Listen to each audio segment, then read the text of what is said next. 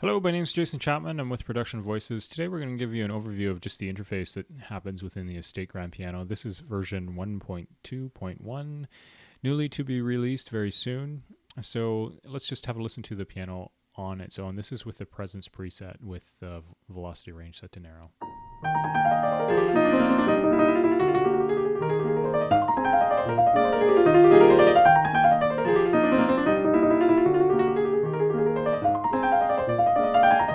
So while it's playing, I can adjust the different microphone perspectives. There's inside, MS just outside the piano, and then the room mics themselves.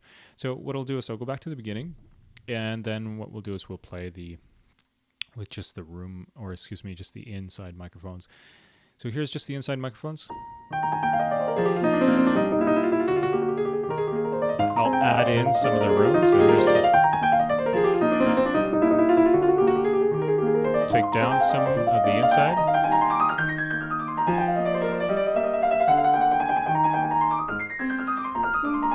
Add some of the MS. Bring back in some of the inside.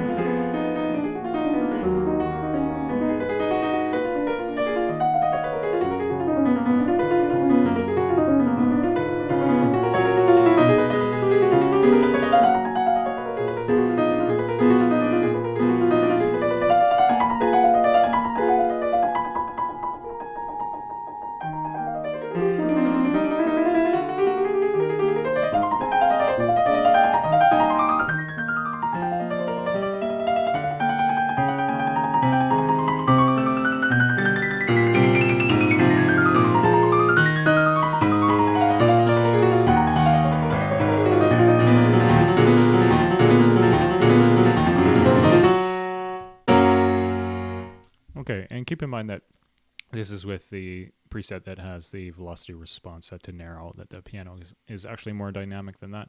We're just using that for comparison's sake. So that's how the different microphone perspectives work. If I go back to the beginning and I crank up this pedal noise, you should be able to hear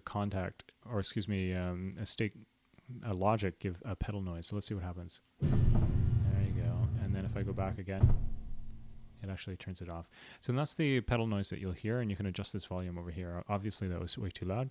This is the key release sound. It's the sound of when the key lets up. So if I press a low note,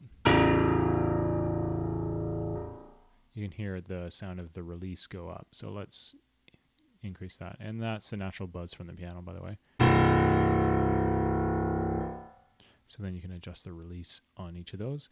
Over on the settings page, we have a velocity response, the key response, and it can be turned on and off, and you can dial in, some of the exponential or sine wave type curves that you have. And a neat little thing is that you can also draw in your curve, right? Okay, there. It's kind of silly that you got the curve. And I think you can overwrite each of these curves. It actually gives you a little value for each of them. And most users love this and wonder why we don't have this in Production Grand, but it was just too difficult to implement as we combine that. So then at any time, if you change it, you can bring it back to their original. So if I go exponential, right, we can bring it back to the line, and you can turn it on and off. The velocity smoothing has mixed results depending on the style of playing that you have. That's just to give you, we have up to 10, I believe, different velocities per key, and this smooths out in between, and then an authentic pedaling. So let's just see. The authentic pedaling is an early version of what's included with Production Grand. So let's hear from the beginning.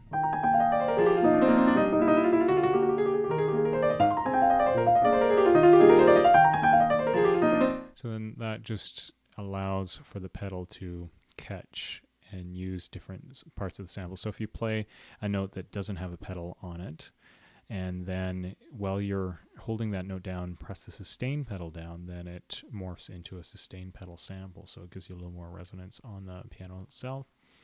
Velocity smoothing, let's see, this may or may not work.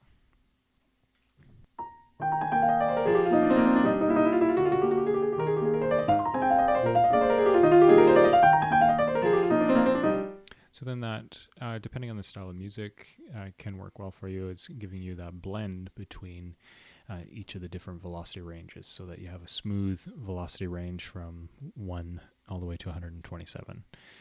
Key up noises are the actual sounds of the keys themselves. It's the mechanical noises when a key is triggered.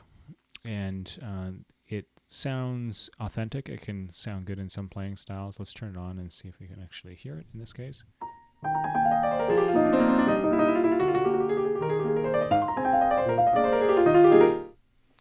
So that's the sound of the hammer mechanism returning back up. This occasionally on some computers triggers many samples, because each time you let go of the note, you're triggering at least 3 key up, depending on the microphone perspective, and can increase your polyphony quite largely. So then that's why it's generally turned off.